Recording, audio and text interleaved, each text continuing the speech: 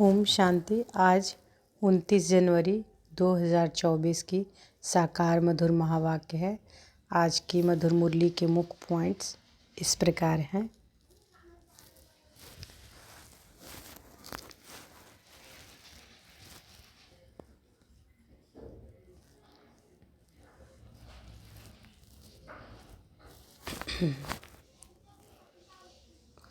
बाबा कहते हैं, अभी बाप तुम्हारा ज्ञान रत्नों से श्रृंगार कर रहे हैं, तुम्हें फिर औरों का भी श्रृंगार करना चाहिए, अर्थात मनुष्यों को देवता बनाने की सर्विस करनी चाहिए।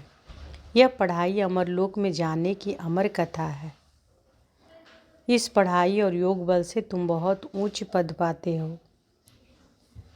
अगर अच्छी रीति पढ़ेंगे तो तुम भविष्य 21 जन्म ऊंच पद पाएंगे। बाप 21 पीढ़ी का सुख देने आए हैं, वहाँ तुम बहुत मौज में रहेंगे। काम धंधे में भले कितने भी बिजी क्यों ना हो, परंतु कहना चाहिए हम तो बाप से पूरा वर्षा जरूर लेंगे, क्योंकि इसमें अथाह अनगिनत कमाई है। तुम्हें पवित्र जरूर बनना है, क्योंकि सबसे छीछी हिंसा और सबसे बड़ा अनर्थ यह काम कटारी ही है। जैसे बाप जिसको भी देखते हैं तो आत्मा रूप में देखते हैं, ऐसे बच्चों को भी प्रैक्टिस करनी चाहिए। जब भी कोई से बात करो तो बुद्धि में रहे कि हम आत्मा भाई से बात कर रहे हैं। बाप जो मुरली चलाते हैं यह है खजाना। तो जब तक बाबा ज्ञान का खजाना देवे तुम लेते रहो और बाप को याद करते रहो। जितना तुम चुप होकर बैठेंगे, मन मनाव होकर रहेंगे, उतना ही फायदा है। अब सुनते हैं महावाक्यों को विस्तार से।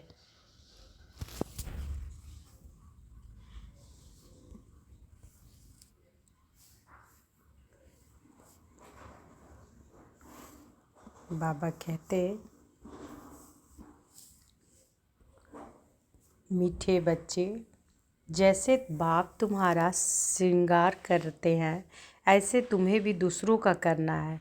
सारा दिन सर्विस करो, जो आए उसे समझाओ, फिक्रात की कोई बात नहीं।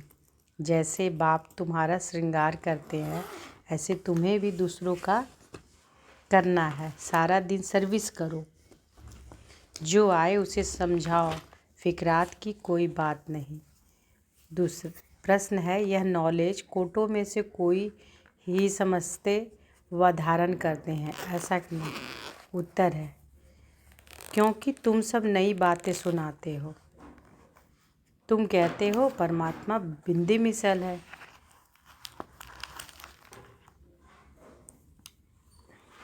तो सुनकर ही मूंझ जाते हैं।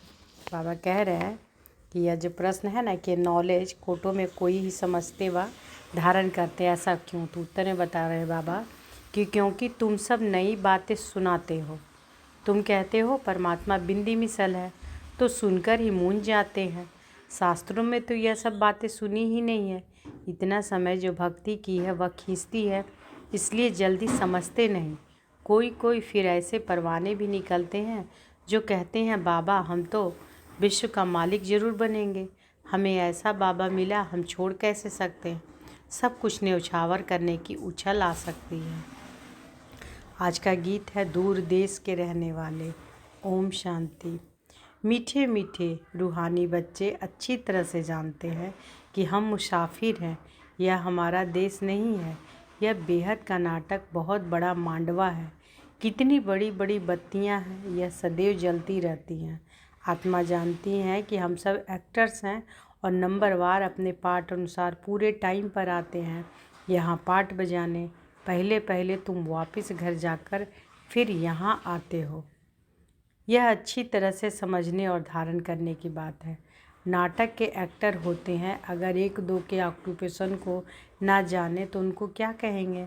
ड्रामा के आदि मध्य अंत को जानने से तुम यह जानते हो, तो यह पढ़ाई सबसे न्यारी हुई। बाप बीज रूप है, नॉलेजफुल है। जैसे यह कॉमन बीज और झाड़ होते हैं, उसको जानते हो ना। पहले पहले छोटे छोटे पत्ते निकलते हैं, फिर बड़े बड़े झाड़। कितना वृद्धि को पाता है, कितना समय लगता है। तुम्हारी बुद्धि में यह ज्ञान है। बाप तो एक ही बार आते हैं। मीठे मीठे बच्चे, यह अनादि अविनाशी ड्रामा है। बाप हैं स्वर्ग का रचयिता, हेवनली गॉड फादर। हेवन स्थापन करने बाप को आना पड़ता है। गायन भी है दूर देश का रहने वाला, यह रावण राज्य पर आया है। रावण राज्य में राम को आना है। तुम्हारी बुद्धि में ही ज्ञान है। तो बाप समझाते हैं आत्माओं को कि तुम सब मुसाफिर हो, इकट्ठे तो पाठ बजाने नहीं आएंगे।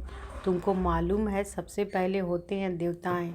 उस समय और कोई नहीं थे, बहुत थोड़े होते हैं, फिर वृद्धि को पाते हैं। तुम आत्माएं शरीर छोड़ सब वहाँ आती हो। यह बाप ने ही बुद्धि दी है। तुम आत्माओं को अब नॉलेज मिली है कि हम बीज और झाड़ के आदि मध्यंत को जानते हैं। बीज ऊपर है, नीचे सारा झाड़ फैला हुआ है। अभी झाड़ पूरा ही जड़ीभूत है। तुम बच्चे इस झाड़ के आदि मध्य अंत को जान गए हो। आगे ऋषि मुनियों से पूछते थे कि रचता रचना के आदि मध्य अंत को जानते हो, तो नेति नेति कह देते थे। जबकि वह भी नहीं जानते तो परंपरा से कैसे हो सकता है। यह सब बातें अच्छी तरह से धारण करनी है, भूलना नहीं है। पढ़ाई तो पढ़नी है। पढ़ाई और योग बल से ही तुम पद पाते हो। पवित्र भी जरूर बनना है, सिवाय बाप की और कोई पवित्र बना ना सके। विनाशी धन करते तो रजाई कुल में अथवा अच्छे कुल में जन्म लेते हैं। तुम बच्चों को बहुत बड़े घर में जन्म मिलता है। नई दुनिया तो बहुत छोटी होती है। सतयुग में देवताओं के जैसे एक गांव है। शुरू में बॉम्बे कितनी छोटी थी, अब देखो कितनी वृद्धि को पाया। आत्माएं सब अपना पाठ बजाती है, सब मुसाफिर हैं। बाप एक ही बार का मुसाफिर है। हो तो तुम भी एक ही बार के मुसाफिर, तुम भी एक ही बार आते हो, फिर पुनर्जन्म लेते पाठ बजाते ही रहते हो। अभी तुम अमरलोक में जाने के लिए अमर कथा सुनते हो, जिससे 21 जन्म उच्च पद पाते हो। 21 पीढ़ी कहते हैं ना, पीढ़ी अर्थात बुढ़ापे का। फिर दूसरा शरीर आपे ही लेंगे। अकाले मृत्यु नहीं होगा, वह है ही अमरलोक। काल का नाम नहीं, अचानक मृत्यु होती नहीं। तुम एक शरीर छोड़ दूसरा लेते हो, दुख की कोई बात नहीं। सर्प को दुख होता होगा क्या, और ही खुशी होती होगी। अभी तुमको आत्मा का ज्ञान मिलता है। आत्मा ही सब कुछ करती है, आत्मा में ही बुद्धि है। शरीर तो बिल्कुल अलग है, उसमें आत्मा न होती है तो शरीर चल ना सके। कैसे शरीर बनता है, आत्मा कैसे प्रवेश करती, हर चीज़ वंडरफुल है। बाप कहते हैं कि मीठे मीठे बच्चे, तुम्हारा स्वर्ग है वंडरफुल वर्ल्ड। रावण राज्य में 7 वंडर्स दिखाते हैं। राम राज्य में बाप का एक ही वंडर है स्वर्ग, जो आधा कल्प कायम रहता है। मनुष्यों ने देखा भी नहीं है तो भी सबके मुख से स्वर्ग नाम जरूर निकलता है। अभी तुम बुद्धि से जानते हो, कोई न कोई साक्षात्कार भी किया है। बाप ने भी विनाश और अपनी राजधानी देखी। अर्जुन को भी बाबा ने भी विनाश और अपनी राजधानी देखी। बाबा कह रहे हैं कि मनुष्य ने देखा भी नहीं है तो भी सबके मुख से स्वर्ग नाम जरूर निकलता है। अभी तुम बुद्धि से जानते हो, कोई न कोई साक्षात्कार भी किया है, कोई ने। बाबा ने भी विनाश और अपनी राजधानी देखी। अर्जुन को भी साक्षात्कार में भी दिखाया है। अब बरोबर यह है गीता एपिसोड। बाबा बतलाते हैं कि बच्चे, यह है पुरुषोत्तम संगम युग, जबकि मैं आकर तुम बच्चों को राजयोग सिखाता हूँ और इतना उच्च बनाता हूँ। दुनिया में इन बातों को कोई नहीं जानते। तुम बहुत मौज में रहते हो। यहाँ मनुष्य मरते हैं तो दीपक जगाते हैं कि आत्मा को अंधियारा ना हो। सतयुग में ऐसी बातें नहीं होती। सतयुग में सब आत्माओं का दीपक जगा रहता है, घर घर में सुजरा होता है। यहाँ फिर मनुष्य घर घर में बत्तियाँ जलाते हैं। बाप कहते हैं इन सब बातों को अच्छी तरह बुद्धि में धारण करना है। बाप और राजधानी को याद करते रहो। तुम जानते हो इतना समय हमने राजाई की। जो बहुत समय के बिछड़े हुए हैं उन्हों से ही बाप बात करते हैं, पढ़ाते हैं। बच्चे जानते हैं कि इस समय की बातों के ही त्यौहार मनाते हैं। शिव जयंती भारत में ही मनाते हैं। शिव है ऊंचे ते ऊंचा भगवान, वह भारत में कैसे आते हैं। उसने खुद बताया है कि मुझे प्रकृति का आधार लेकर आना पड़ता है, तब तो बोलते हैं, नहीं तो बच्चों को ज्ञान श्रृंगार कैसे कराएं। अब तुम्हारा श्रृंगार हो रहा है, तुम फिर दूसरों को करा रहे हो, मनुष्य से देवता बनाने का। यह है बहुत सहज, परंतु मनुष्यों की बुद्धि ऐसी डल हो गई है कि जो कुछ भी समझते नहीं, टाइम लेते हैं। तुम प्रदर्शनी में सब बातें समझाते हो, जो आया जैसे समझाया, सब ड्रामा, फिक्रात की कोई बात नहीं। बच्चे कहते हैं बाबा माथा बहुत मारते हैं, निकलता कोटों में से कोई है। सो तो होगा। तुम कहते हो परमात्मा बिंदी है, शास्त्रों में ऐसी बात है नहीं, इसलिए मूंझ पड़ते हैं। तुम भी पहले नहीं मानते थे, कोई कोई के 2 वर्ष भी समझने में लगे, चले जाते हैं फिर आते हैं। इतना सहज भक्ति छूटती नहीं, वह अपनी ओर खींचती है। यह भी ड्रामा में पार्ट है, सिवाय तुम ब्राह्मणों के और कोई नहीं जानते। विराट रूप का भी अर्थ समझा है, यह है तुम्हारे बाजोली। तुम चक्र लगाते हो, इनको विराट नाटक कहा जाता है, इनका भी तुमको ज्ञान है। उन कॉलेजों में तो क्या क्या पढ़ाते रहते हैं, यहाँ वह बात नहीं। साइंस वृद्धि को पाती रहती है, उनसे विनाश होना है। अभी भल तुम समझाएंगे, परंतु बिरला कोई मिलेगा जो कहेगा यह तो बहुत अच्छी बात है, यह तो रोज़ समझाना चाहिए। कितना भी काम हो, परंतु कहेंगे हमको तो बाबा से वर्षा जरूर लेना है, यह तो अथाह अनगिनत कमाई है। बाबा कहते हैं कि बच्चे, मेरी बुद्धि में सारे झाड़ की नॉलेज है, सो अभी तुम भी समझ रहे हो। बाप जो समझाते हैं वह बहुत एक्यूरेट है, 1 सेकंड न मिले दूसरे से। कितनी महीनता है, तुमने कितने चक्र लगाए हैं। यह ड्रामा जूं मिसल चलता है, एक ही चक्र को 5000 वर्ष लगते हैं, उसमें सारा खेल चलता है। उनको ही जानना है। वहाँ गाय भी फर्स्ट क्लास होंगे, जैसे आपका पद वैसा फर्नीचर वैसा मकान। भबका होता है, खुशी भी आत्मा को ही होती है। हमारी आत्मा तृप्त हुई। तृप्त परमात्मा तो नहीं कहा जाता है, कहेंगे तुम्हारी आत्मा तृप्त हुई। हाँ, बाबा तृप्त हुई। तो यह सब खेल चलता आया है। बाप जो समझाते हैं यह भी ड्रामा का खेल है। अब बाप तुमको रिज्यूनेट करते हैं, तुम्हारी काया कल वृक्ष समान बन जाती है। नाम ही है अमर लोक, आत्मा भी अमर है, काल खा न सके। बाबा तुम्हारी आत्माओं से बात कराते हैं। अकाल आत्मा जो इस तख्त पर बैठी है उनसे बात करते हैं। आत्मा इन कानों से सुनती है। हम आत्माओं को ही बाप पढ़ाने आए हैं। बाप की दृष्टि हमेशा आत्माओं पर रहती है। तुमको भी बाप समझाते हैं कि हमेशा भाई भाई की दृष्टि से रखो। भाई से हम बात करते हैं, फिर क्रिमिनल दृष्टि न जाए। यह प्रैक्टिस बहुत अच्छी चाहिए। हम आत्मा है, हमने इतने जन्म ले पाठ बजाया है। हम पुण्य आत्मा थे, हम ही पवित्र आत्मा बने हैं। सोने में है खाद पड़ती। जो आत्माएं पिछाड़ी को आएंगे उनको क्या क्या कहेंगे, कुछ % सोने का होगा। भल पवित्र होकर जाते हैं, परंतु पावर तो कम है ना। 1-2 जन्म करके लिया और इससे क्या होगा। बाबा जो मुरली चलाते हैं वह है खजाना। जब तक बाप दे तब तक तुम बाप को याद करते रहो।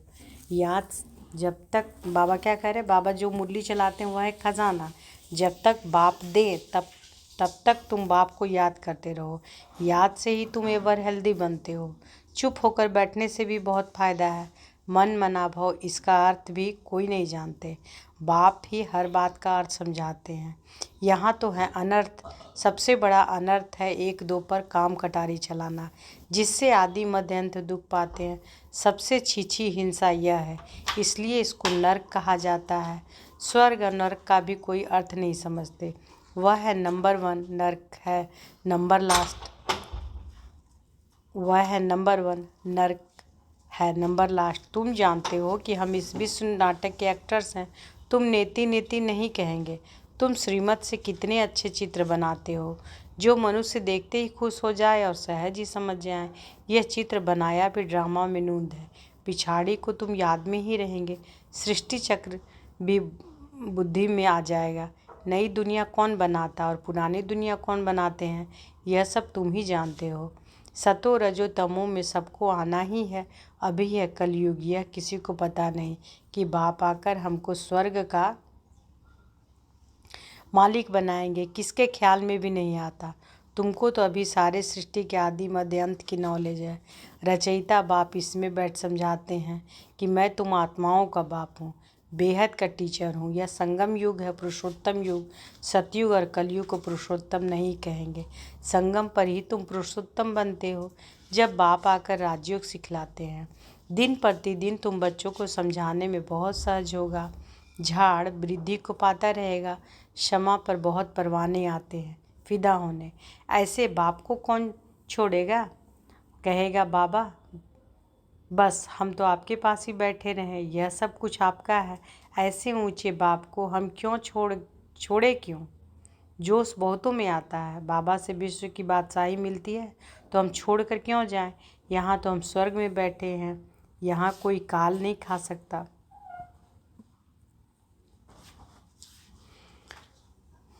यहाँ कोई काल भी नहीं आ सकता, परंतु बाप की श्रीमत लेनी पड़े। बाप कहेंगे ऐसे नहीं करना है। उछल तो आएगी, परंतु ड्रामा में ऐसा नहीं जो सब यहाँ बैठ जाए। जोश आता है क्योंकि जानते हैं कि यह सब कुछ खत्म होने वाला है। जिनका पाठ है वह सुनते रहें। बाप कहते हैं कि तुम LLB ICS पढ़ते हो, इनसे क्या मिलेगा। कल शरीर छूट जाए तो क्या मिलेगा, कुछ भी नहीं।